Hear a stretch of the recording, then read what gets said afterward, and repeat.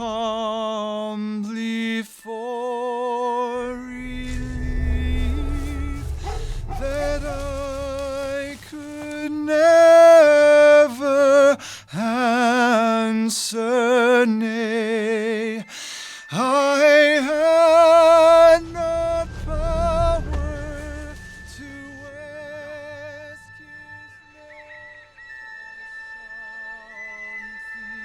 something in his eye that won my love, I knew not why.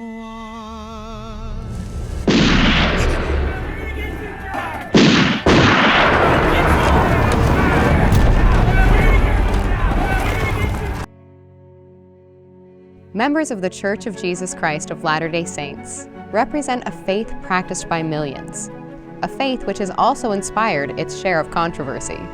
I think if you look at Brigham Young's whole life, well, it's a conundrum. It almost seems like he's a human. I'm Camry Fox, and together with John Wilson and Professor Dan Peterson, we work to uncover unexpected twists in the character of a man that we thought we already knew.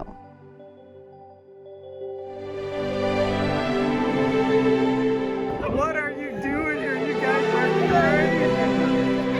Look at this.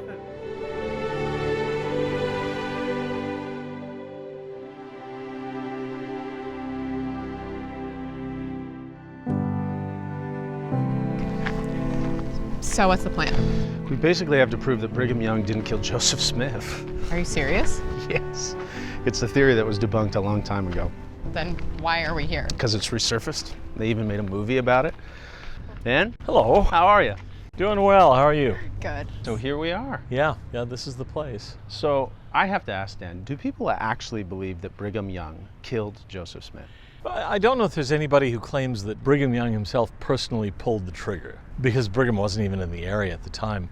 But the belief is that that Brigham orchestrated a conspiracy to murder the prophet and the patriarch. Okay, so we're dealing with a plot here. It was a plot. It was a conspiracy. Okay, who was Brigham allegedly in cahoots with? Supposedly with John Taylor and Willard Richards. John Taylor, Yep. third president of the church, Willard Richards, apostle and friend of the prophet. Yep, those two. That seems far-fetched. Yeah, I have to admit, I have a hard time taking it seriously. Then why are we here? We're here, I think, because Brigham has had a lot of accusations of violence and even murder leveled against him since during his lifetime. And I think it's important to establish his character. Start from the very beginning of his leadership of the church. Was he the kind of man who could have done such a thing? Was he a violent man? We need to look at things like that. What kind of a man was he? Okay. Shall we?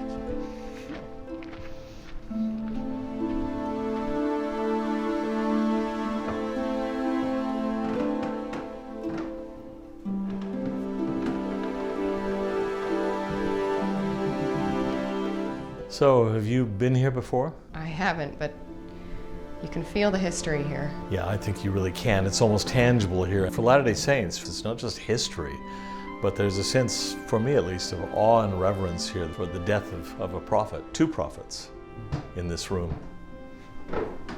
So there were a series of events that led to Joseph and Hiram's death, but they came here willingly, right? They did. I think they had a sense of impending doom, but they also believed in the legal protections of the state. Joseph always tried the legal, peaceful approach first. He believed in the law. I'm told by authorities who studied his legal history that he actually, by the end of his life, had become something of a competent lawyer himself. He'd spent enough time in court. Mm-hmm. They hoped for a peaceful outcome here. I'm not sure they really believed it, but there would be no peaceful resolution to this one. So we know that Joseph, Hiram, John Taylor, Willard Richards, all here morning, June 27th, 1844. That's right.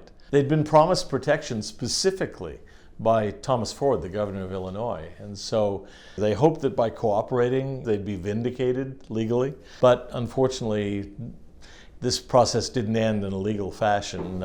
Late that afternoon, a group of about 60 men attacked the jail. That's where we have the account of Willard Richards, right? So Willard's account was published in the Times and Seasons, which was the Nauvoo newspaper at the time. It's important because it was published fairly soon after the martyrdom. So we have not only an eyewitness account, but an almost contemporaneous account, one that was written while the memories are fresh and so on. And as far as historical writing and research goes, that's the gold standard. That's what you really want. It's different than someone recalling it 2 years later and writing it down. Because memories change, shift, and so on. I can't remember anything like 2 days later. Right. So. The fact that he was able to write an account to me is amazing. Yeah, even that he had the wherewithal to think about doing that. That's right. And how critical that would be. So, maybe I'll read from some of Willard's account and give you that sense of what happened here. Generals Joseph and Hiram Smith, Mr. Taylor, and myself, who were in the front chamber, closed the door of our room against the entry at the head of the stairs and placed ourselves against it, there being no lock on the door. As soon as we heard the feet at the stairs, a ball was sent through the door which passed between us and showed that our enemies were desperados and we must change our position.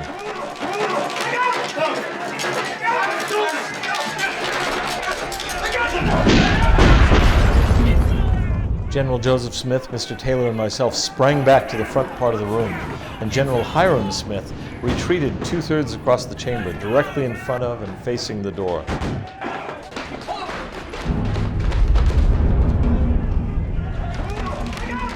A ball was sent through the door which hit Hiram on the side of his nose, and he fell backwards, extended at length, without moving his feet. He cries, "I'm a dead man."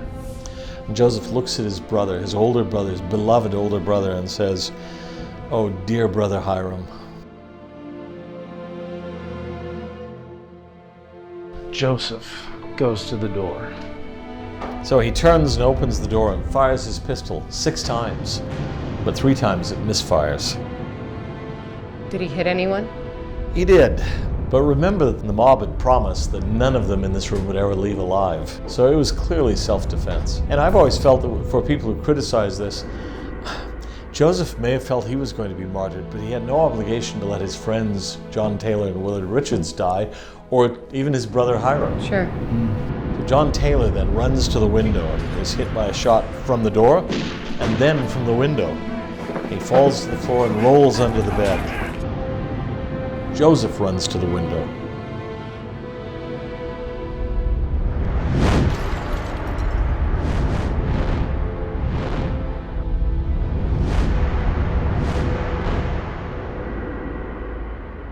He cries out, "O Lord my God."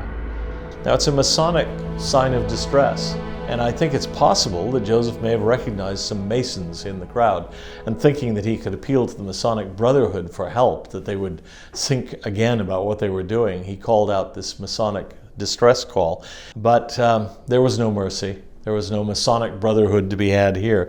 He's struck twice, once from the door and then once from outside the window, and he falls from the window to the ground below, probably already dead.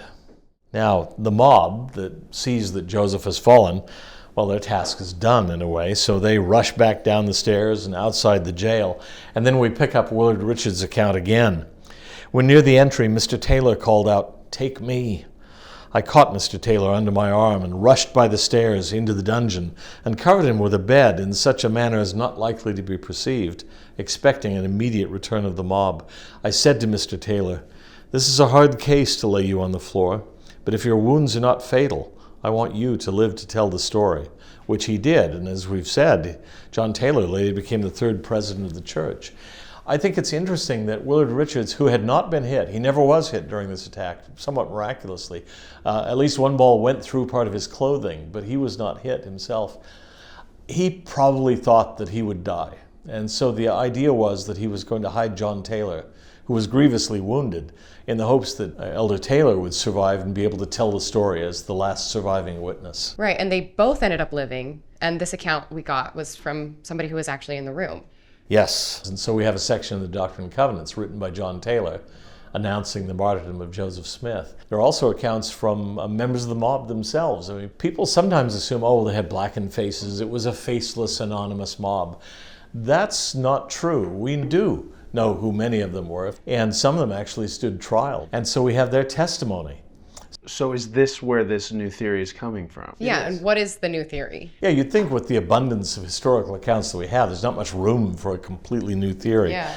But the theory that has resurfaced is that the mob wasn't actually a mob. It was just a half dozen young men, probably drunk, who came up, and they didn't really attack the jail. They were just kind of messing around. Is it like they didn't know who was even there on the other side of the door? I guess that's one way of explaining that weird behavior. So the idea is that they made a sort of timid fake attack on the jail, and then Joseph took his pistol, chased them back down the stairs, and while Joseph was gone, John Taylor has a fight with Hiram Smith and kills him, and then Joseph returns to the jail, and at that point Willard Richards shoots and kills Joseph Smith. Wouldn't the mob have testified about that in court? Yeah, you'd think so. I mean, they actually went to trial, several of them. You'd think a pretty strong defense would be, we didn't kill them, they're already dead. Right. I mean, that's pretty definitive. That Yeah. ends the story right there. But no one ever mentions that idea. Shazam!